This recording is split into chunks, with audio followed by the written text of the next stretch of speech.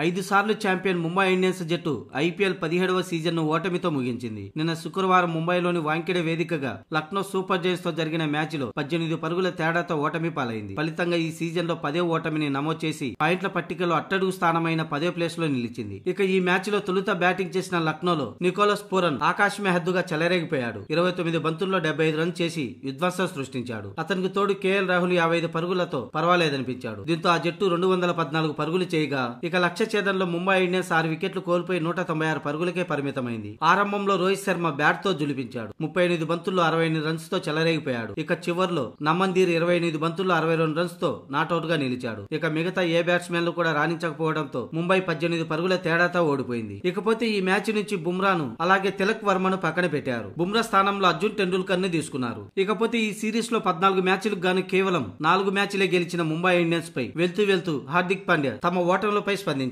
ఈ సీజన్ లో మేము జట్టుగా మంచి క్రికెట్ ఆడలేకపోయాం. మా వ్యూహాలు సరిగ్గా పనిచేయలేదు. అందుకు మాకు ప్రతికూల ఫలితాలు వచ్చాయని హార్దిక్ పాండ్యా తెలిపాడు. మొత్తానికి ఈ సీజన్ చాలా కష్టంగా గడిచింది. మేము క్వాలిటీ ఆఫ్ క్రికెట్ ఆడలేదు. ఇదే మా విజయ అవకాశాలను దెబ్బతీసిందని హార్దిక్ పాండ్యా తెలిపాడు. ఇక ఈ మ్యాచ్ లో జరిగిన తప్పిదంపై ఇప్పుడే చెప్పలేమని అన్నాడు. వీలైనంత త్వరగా ఈ మ్యాచ్ గురించి మర్చిపోయి వచ్చే సీజన్ పై ఫోకస్ పెడతామని హార్దిక్ పాండ్యా చెప్పుకొచ్చాడు. మొత్తానికి హార్దిక్ పాండ్యా మేము క్వాలిటీ ఆఫ్ క్రికెట్ ఆడలేదని చెప్పాడు కానీ తన వైఫల్యం గురించి మాత్రం చెప్పలేదు. ఎందుకంటే ఒక్క ఇన్నింగ్స్ లో అటు బౌలింగ్ కానీ ఇటు బ్యాటింగ్ లో కానీ తన వల్ల ఒక్క మ్యాచ్ గెలిచిన సందర్భం లేదు ఈ సీజన్ లో. మరి తన వైఫల్యం గురించి ఒక్క విషయం కూడా మాట్లాడకపోవటం విడ్డూరం అనిపించింది.